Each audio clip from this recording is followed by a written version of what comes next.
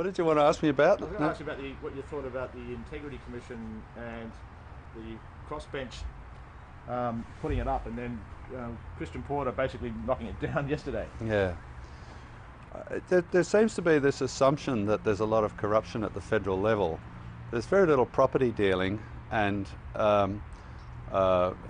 decision making by the at the Commonwealth level, particularly at the political level, that sort of can make people rich. This is unlike the situation with mining leases and property transactions that occur at the state level. So the potential for corruption is substantially lower. I've seen no evidence of even potential corruption at the federal level. There are some people who are very loose with the definition of corruption. So they'll say, oh, well, a politician who gets their travel allowance wrong, Bronwyn Bishop using a helicopter for transport instead of a car, that's corruption. That isn't corruption. That's not what corruption is. And the idea that politicians misbehaving or public servants misbehaving or a former managing director of the ABC receiving $800,000 in go-away money is corruption is wrong. That's not the definition of corruption, and a corruption body wouldn't have jurisdiction over things like that.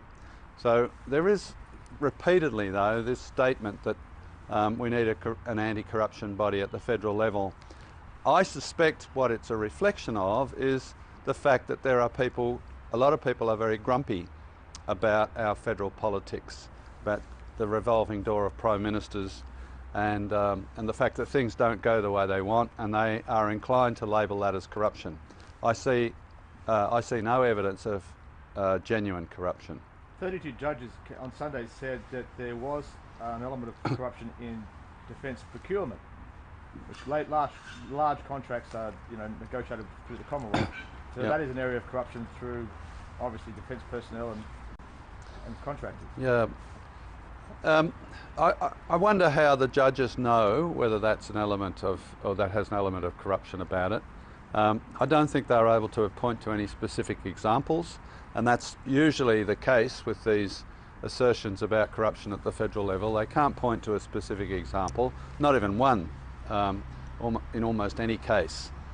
There are already substantial measures in place to scrutinise defence procurement. There's no question that some of the defence procurement decisions are wrong.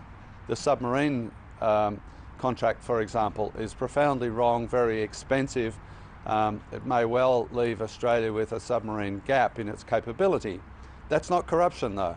And I can't see how a corruption body would affect that at all.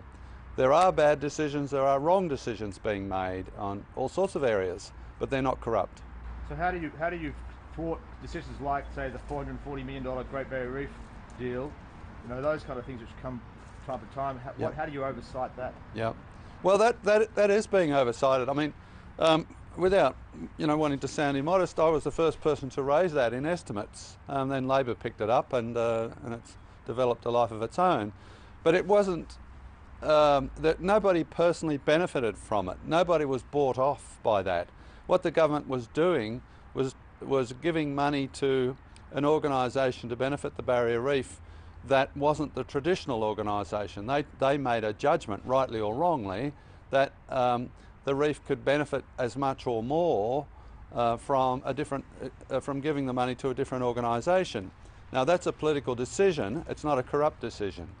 Do you think there's a political motivation behind the crossbench and the Labor Party and the Greens to get this up? Oh yeah, because the government is opposed to the idea of an anti-corruption commission, therefore Labor and the Greens are in favour of it. Yes, that's life in politics. Okay.